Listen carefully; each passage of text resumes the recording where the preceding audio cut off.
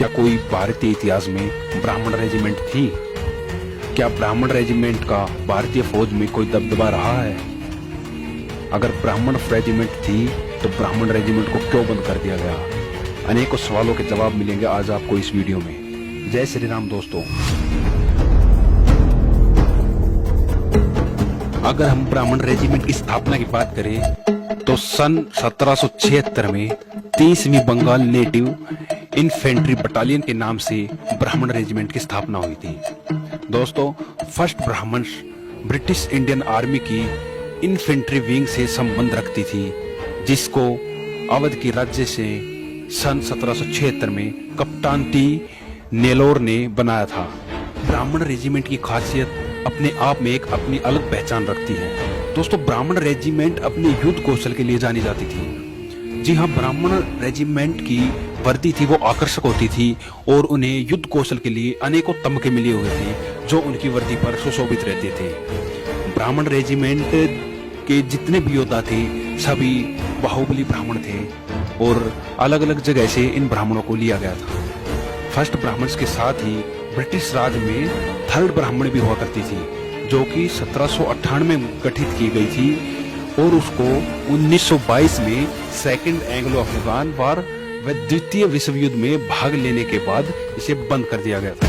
दोस्तों, अंग्रेजों के समय में भारत की आर्मी में ब्राह्मणों की दो रेजिमेंट थी। एक थी फर्स्ट ब्राह्मण्स रेजिमेंट और दूसरी थी बंगाल रेजिमेंट, जो कि नाम की ही बंगाल रेजिमेंट थी क्योंकि उसमें पूर्वांचल के भूमिहार ब्राह्मणों की संख्या 90% तक थी। इसलिए बंगाल रेजिमेंट को भी ब्राह्मण रेजिमेंट के बारे में ही जाना जाता है। पहली ब्राह्मण रेजिमेंट को बंद कर दिया गया था। दोस्तों, हम आपको बता दें कि ब्राह्मण रेजिमेंट को अंग्रेजी शासनकाल 1931 में ही बंद कर दिया गया था। अनेकों कारण थे इसके, उसी कारणों को हम आगे जानेंगे। कारण नंबर 1 था कि 1857 के विद्रोह में इस रेजिमेंट ने अंग्रेजों के खिलाफ हथियारबंद विद्रोह किया था। फिर 1942 में इन्होंने आजादी मांगते हुए द्वितीय विश्व युद्ध में अंग्रेजों की तरफ से लड़ने के लिए इनकार कर दिया था। दोस्तों, इस बात के लिए साफ साफ ब्राह्मण रेजिमेंट ने मना कर दिया था कि हम दूसरे विश्व युद्ध में नहीं लड़ेंगे क्योंकि हमें आजादी चाहिए थी भारतवर्ष के लिए। ब्रिटिश ये बात समझ चुके थे कि आजादी की लड़ाई में बलिदान देने और इसका नेतृत्व करने में ब्राह्मण ही सबसे आगे है, क्योंकि 1857 में सबसे पहले मंगल पांडे का विद्रोह, फिर नाना साहेब की सेना का लखनऊ और कानपुर की रियासत पर कब्जा और रानी लक्ष्मीबाई, तात्या टोपे जैसे महान ब्राह्मणों राजाओं का विद्रोह जो अंग्रेजों पर बहुत भारी पड़ा था। दोस्तों, ब्राह्मण रेजिमेंट ने अंग्रेजी साम्राज्य को बहुत नुकसान पहुंचाया। इसके लिए ब्राह्मण समाज में अंग्रेजों का विश्वास उठ गया था और अंग्रेजों को लगा कि ब्राह्मण अगर सेना में रहे तो बार बार विद्रोह करेंगे, इसलिए फर्स्ट ब्राह्मण्स रेजिमेंट को बंद कर दिया गया।